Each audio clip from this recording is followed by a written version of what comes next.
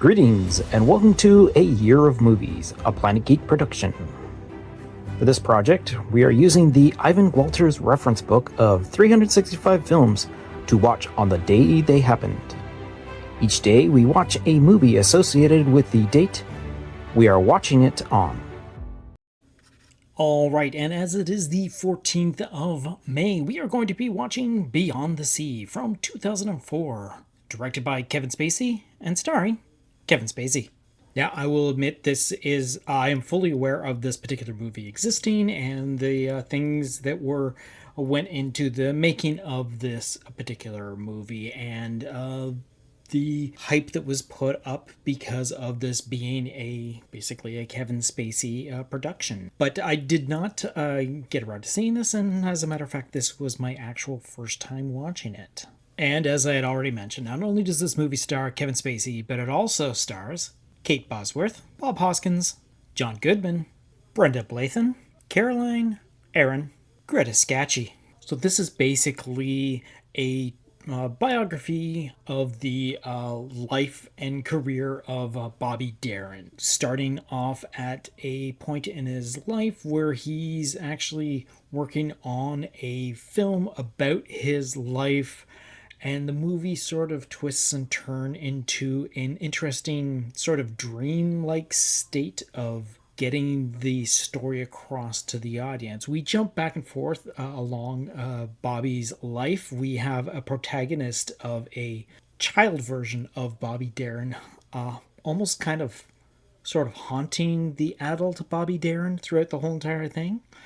And but it's interesting because we have a lot of really cool dance numbers that either spontaneously break out. Not sure if they're dietratic or actually part of the storyline. Sometimes you can tell they are. Sometimes you're not 100% sure if that's just what they happen to be doing. Kevin Spacey does all of his own singing as Bobby Darin, putting out great performances and whatnot. We have a fantastic cast, having both Bob Hoskins and John Goodman helping level out the playing field of this cast is fantastic. Kate Bosworth as Sandra Dee does a glorious job of a woman not only trying to make a marriage work, but to also keep her own career amongst the very big ego of Bobby Darin. All in all, an entertaining movie, if not a kind of a weird sort of dream-like storytelling way. Now, one of the follow-throughs of the whole entire thing is that Bobby Darin had basically rheumatic fever as a child and was not expected to live past a certain date, which he keeps referring back to. And it's at about 13 minutes into this 1 hour 58 minutes that he actually celebrates his 10th birthday on May 14th, 1946. And as it is the 15th of May, we are going to be watching 7 Days in May from 1964, directed by John Frankenheimer and starring Burt Lancaster. So to begin with, I basically knew about this movie but never really saw it. Not 100% sure what it was actually about until my actual first viewing, which this was. And as I had already mentioned, not only does this movie star Burt Lancaster, but it also stars Kirk Douglas, Frederick March, Ava Gardner, Edmund O'Brien, and Martin Parson. So when it all boils down to it, the story is the U.S. President Jordan Lyman, who is Frederick March, hopes to end the Cold War by signing a nuclear disarmament treaty with the Soviets. Now, much to the displeasure of General James Scott, who is played by Burt Lancaster, who is also chairman of the Joint Chiefs of Staff. However, when his aide, Martin Jiggs Casey, who is Kirk Douglas, stumbles onto shattering evidence that the general is plotting a coup to overthrow Lyman in 7 days, Jiggs alerts the president, setting off like a dangerous race to thwart the takeover. So this is like a really cool looking and very smoothly acted drama thriller set in the Cold War. Obviously, we're dealing with nuclear arms with the Russians and whatnot, but it's just such a fantastic thing to watch. The movie caught me right away within the first like less than quarter of the movie. We were dealing with one of my favorite tropes is like the continuous shot.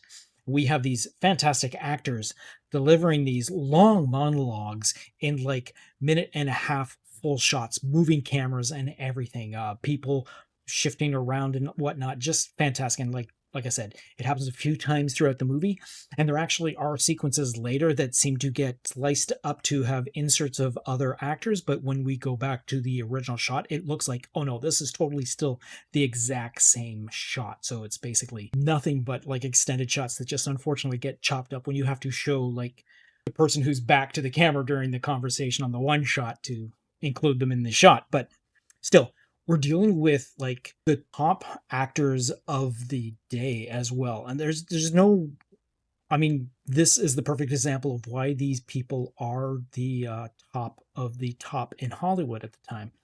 It's really cool that to see in the like the in 1964 they were still using black and white, which I think really assists the look and feel of this movie, giving it a really more gritty feel to it. And again, this is almost like not like a murder mystery, but there's just this way to try and solve the puzzle at the beginning. Then once the pieces come into place, then you set off this like chain of events to try and focus. It's just so well executed and such a delight. And I'm so glad I got to see this movie from this project. So upon the day they are going to be, the government is going to be participating in an alert. President Lyman mentions that he is not going to participate in it, and he is actually instead going to go on a fishing trip in Maine.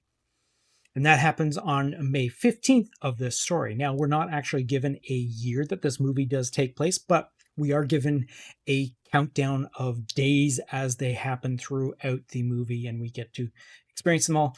And that particular moment happens on the 15th of May, which is 56 minutes into this 1 hour and 58-minute movie. And when it came to the Academy Awards for that particular year, it actually ended up getting nominated for Best Actor in a Supporting Role for Edmund O'Brien, and Best Art Direction / Set Direction for Black and White. And as it is the 16th of May, we are going to be watching Field of Dreams from 1989, directed by Phil Alden Robinson and starring Kevin Costner.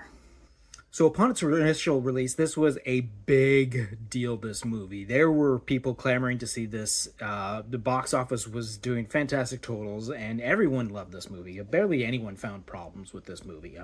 However, at the time, I didn't see it in the theaters. I actually saw it quite early on, probably maybe on DVD. It could have been VHS, maybe on one of those, Canadian first choice super channels, the equivalent to HBO. But I had seen it several times since, and, well, this is the latest time in quite a long amount of time of me having seen it. And as I had already mentioned, not only does this movie star Kevin Costner, but it also stars Amy Madigan, Gabby Hoffman, James Earl Jones, Burt Lancaster, Ray Liotta, and Timothy Busfield. So when Iowa farmer Ray mysteriously hears a voice one night in his cornfield saying, "If you build it, he will come," he feels the actual need to act upon that, despite claims of lunacy. Ray, who is Kevin Costner, starts building a baseball diamond on the land in support of his wife, Annie, who is Amy Madigan. And shortly thereafter, ghosts of great baseball players from the past start showing up from the crops to play ball, led by Shoeless Joe Jackson, played by Ray Liotta. But as Ray comes to learn, the Field of Dreams is about more than bringing former baseball greats out to play. Now, this is a very lighthearted, heartwarming sort of film. It has some great funny moments, some very dramatic moments. It's really cool to see James Earl Jones, a nice Star Wars connection. And what other thing that I completely forgot about until I saw his name in the credits is we're doing back-to-back Burt Lancaster movies, which is kind of neat.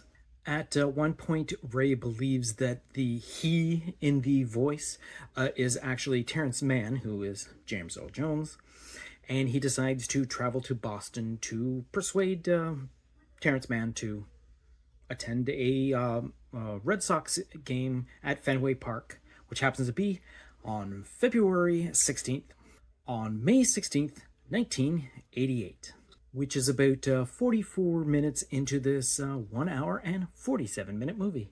And when it came to the Academy Awards for that particular year, it ended up getting nominations for Best Picture, Best Original Score, and Best Adapted Screenplay. And as this is the 17th of May, we are going to be watching Memphis Belle from 1990, directed by Michael Catton Jones and starring Matthew Modine. So to begin with, this was sort of like an interesting undertaking when this movie was done. We had a bunch of a very varied amount of very young actors involved with this movie. Some of them early in their career, some just starting to become noticeable movie stars, and that's basically what this whole entire thing was. I didn't actually see this movie in the theaters when it came out, but I did see it quite early on. Again, probably one of those digital first choice super channel sort of things, or maybe even DVD in its early days, because I don't believe I've seen a VHS copy of it, because as far as I can remember, it might have always been widescreen, the version I've seen. But again, that being said, I hadn't seen it very much, so it's been quite a while since I had watched it prior to this viewing. And like I had mentioned, not only does this movie star Matthew Modine, but it also stars Eric Stoltz, Dave Donovan, B.D. Sweeney, Billy Zane, Sean Astin, Harry Connick Jr., John Lithgow, and David Strathairn. So at the U.S. Air Force base in England, the crew members of the B-17 bomber Memphis Belle actually prepare for their 25th and final mission, which is going into enemy Germany territory. So bomber captain Dennis Dearborn, who is Matthew Modine, knows the mission is a dangerous one, but he's under pressure from Army public relations man, which is Lieutenant Colonel Bruce Behringer, played by John Lithgow, to earn a decisive victory for the Allies. Now the Memphis Belle prepares to take flight as apprehension and dissension among the crew builds. Like I said, it had been a while since I'd seen this movie, and I do remember quite enjoying it when I saw it originally.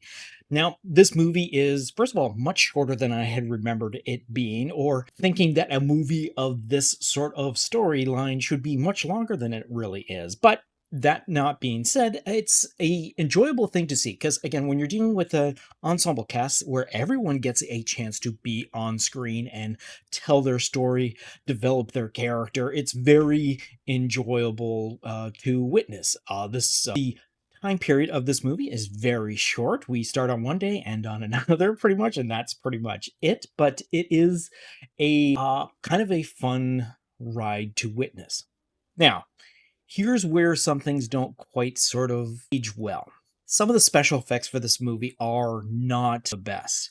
Now, there are some really cool, like, miniature shots and all that sort of thing, where you can tell it is a miniature and whatnot. There's some really good actual footage being used of, like, dogfights during this time in history. But we do have a lot of looking out windows and seeing poorly blue screen skies and fighters flying back. We get the really obvious black lines of the original footage and the matted footage not quite matching up. That's how you get that black line in like early special effects shots that use a blue screen. But that aside, it's still enjoyable to watch nonetheless. So as I had mentioned, this is a very short time period which this movie takes place. The movie actually announces itself as starting on May 16th in 1943, and after the celebratory party that is thrown for these pilots going up for their 25th mission, the next day is, obviously, May 17th, 1943, which is 23 minutes into this 1 hour and 39-minute movie. And as it is the 18th of May, we are going to be watching A Few Good Men from 1992, directed by Rob Reiner and starring Tom Cruise. So, if you were from a particular time in history when this movie came out, there was no denying the impact that this movie had, not only on the perception of the acting careers of the people involved with this movie, but just the amount of praise that went into practically everything involved in the making of this movie. I, however, did not get to see this movie in the theaters, but I did see it early on afterwards, more than likely on DVD, and I have seen it a couple of times. But again, like a couple of these movies, it has been a while since I had last seen it before this project. And like I'd already mentioned, not only does this movie star Tom Cruise, but it also stars Jack Nicholson, Demi Moore, Kevin Pollak, Kevin Bacon, Kiefer Sutherland, and Cuba Gooding Jr. So the movie basically boils down to Lieutenant Daniel Caffey, who is Tom Cruise, is a military lawyer defending two U.S. Marines charged with killing a fellow Marine in Guantanamo Bay. And while Caffey is known for seeking plea bargains, a fellow lawyer, Lieutenant Colonel Joanne Galloway, who is Demi Moore, convinces him that the accused Marines were actually just more than likely carrying out orders from a higher up. Caffey then takes a risk by calling Colonel Nathaniel R. Jessup, who is Jack Nicholson, to the stand in an effort to uncover the conspiracy. Now, this movie best demonstrates the fantastic writings of Aaron Sorkin, and this is based on his stage play that he wrote, and it comes to life beautifully up on the screen. All the characters are so three-dimensional, and each of the actors brings a fantastic performance to the forefront of this on every single level. It's also kind of cool to be seeing all those faces that are like the mid 90s that are either just rising stars or stars that are just like popular at the moment and all that. And it's just a fantastic snapshot of Rob Reiner's work, because this is a perfectly executed courtroom drama that not only has great, again, drama, suspense, and the humor is just top notch as well. During a flashback, we get to experience how the officer who unfortunately met his demise is not very good at being a Marine. He's like pushed down a hill and ends up in the hospital. And that is dated as May 18th, 1992, which is about 15 minutes into this 2-hour and 18-minute movie. And when it came to the Academy Awards for that particular year, it ended up getting nominations for Best Picture, Best Supporting Actor for Jack Nicholson, Best Film Editing, and Best Sound. And as it is the 19th of May, we are watching Avatar from 2009, directed by James Cameron and starring Sam Worthington. So at the time of release of this movie, this was a really big deal. There's no denying the amount that went into not only the making of the movie and the actual presentation of the movie, but just the material that went into bringing it to the general public. It was a fascinating thing to have seen, and I luckily got to see it in the theater when it originally came out in its spectacular use of 3D, not being so gimmicky as giving the actual screen more of a depth than coming towards the audience. Occasionally it did, yes, it did, to give you that full 3D effect, but a lot of the effect went into the dimension of it. But that being said, it had probably been my second viewing of this movie in its entirety for this particular project. And like I had just mentioned, not only does this movie star Sam Worthington, but it also stars Stephen Lang, Sigourney Weaver, Giovanni Ribisi, Joel David Moore, Zoe Saldana, and C.C.H. Pounder. So, on the planet of Pandora, the Navi are beings who appear to be primitive, but are definitely highly evolved. Because of the planet's environment being poisonous, humans or the Navi hybrids called avatars must link to human minds and allow for free movement on Pandora. Jay Sully, Sam Worthington, a paralyzed former Marine, becomes mobile again through one such avatar and falls in love with a Navi woman, played by Zoe Saldana.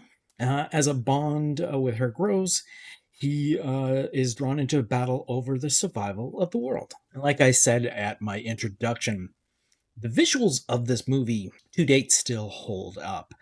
This is a 2009 movie, and even now the effects look spectacular. Now, compared to the secondary and tertiary story that has been told in more recent dates, there is a big difference between the two. But then again, we're talking about the difference between the technology then and the technology now to pull it off. It is kind of neat to see how the Navi look more like a really cool abstract sort of piece of art as they move around the screen, especially once they're in their war makeup and all that. It gives the effect of this really cool looking feel. The colors of this movie are just spectacular. It seems like even colors were invented for this movie, but it is a very fun movie to watch. Yet, I don't think you need to see it more than once. And like I said, prior to the watch I did for this, I had only seen it that one time in the original theater.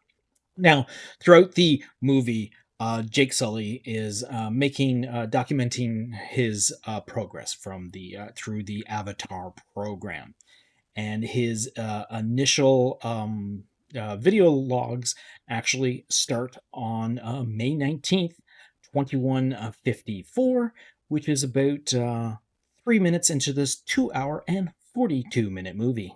And when it came to the Academy Awards for that particular year, it actually ended up winning for Best Art Direction, Best Cinematography, and Best Visual Effects. Also getting nominated for Best Picture, Best Director, Best Film Editing, Best Original Score, Best Sound Editing, and Best Sound. And as it is the 20th May, we are going to be watching Hamburger Hill from 1987, directed by John Irving and starring Dylan McDermott. Now, when it comes to terms about talking about movies that are based on the Vietnam War, this is one of the ones that gets mentioned. While it's not at the very top, does get mentioned in the greater bulk of those movies that are devoted to this war. Up until this point, while I did know about this movie, I had not seen the movie until this project itself. And like I just mentioned, not only does this movie star Dylan McDermott, but it also stars Steven Weber, Courtney B. Vance, Don Cheadle, Michael Boatman, and Anthony Barral. An infantry squad led by Lieutenant Franz, who is Dylan McDermott, and which is also composed of both seasoned troops and new recruits, attempts to take a hill during the Vietnam War. In between the attacks, the squad members deal with the other psychological stresses of war, including the effects of on morale of the anti-war movement back home, and flashes of racial hostilities between the white and black soldiers. So, with the amount of movies that are out there in the catalog of that are centered around Vietnam, I find it unusual that this is the first one, if I'm not mistaken, to deal with the Vietnam War on this list. Now, as a introduction of this conflict, as several of my other historical movies have been centered around wars that happened in the early to middle part of the 1900s, it's kind of weird to see this particular version, which, while it is a big ensemble cast, we have a lot of not very recognizable faces. We do have quite a few that actually stand out from the crowd, from the list of people that I actually mentioned. It's kind of interesting to see a lower scale sort of conflict movie being pulled off on something that is definitely not a platoon level movie, but still has the drive and the story to carry you out throughout this. That being said, again, with a smaller movie, you have less to deal with, but they do a great job with what they do. There's plenty of really cool practical pyrotechnics being used in this sort of thing. The squib work is divine. There is plenty of blood where there needs to be blood in conflict sequences and all that sort of thing. But it's also nice to see a lot of these younger actors like butting heads against each other in a very realistic sort of manner. Even though they're on the same team, the team is not very cohesive to begin with. So that being said, I enjoyed the movie. I don't see a real reason to watch a movie where there is no big strategic reason for this movie to happen. The actual conflict is just these guys trying to take a hill that has no significance, and it's a good one-time watch for sure. And like I said, the conflict to take this hill, the soldiers finally reach what's left of our team, spoilers, making it to the top of the hill, happens on May 20th, 1969, which is about an hour and 31 minutes into this 1 hour and 50-minute movie. And then on that note, we're going to wrap up this typical episode and look off into the future to see what we're going to be watching for tomorrow, which is going to be the 21st of May, and that is going to be The Spirit of St. Louis from 1957. So until next time, go see a movie. This has been A Year of Movies, a Planet Geek production. Please be sure to subscribe, download, comment, share, rate, and review. Once again, another thanks to Ivan Walters for his book, A Year of Movies, 365 films to watch on the day they happened. Look for it online or at your local bookstore. Follow Planet Geek Productions on all of our social media. Through Facebook, YouTube, TikTok, Tumblr, and Letterboxd, search for Planet Geek Productions. On X, former Twitter, Instagram, and Blue Sky, search for Planet Geek Pod. You can also reach out to us through email at planetgeekpod@gmail.com. Once again, thanks for tuning in, and until next time, go see a movie.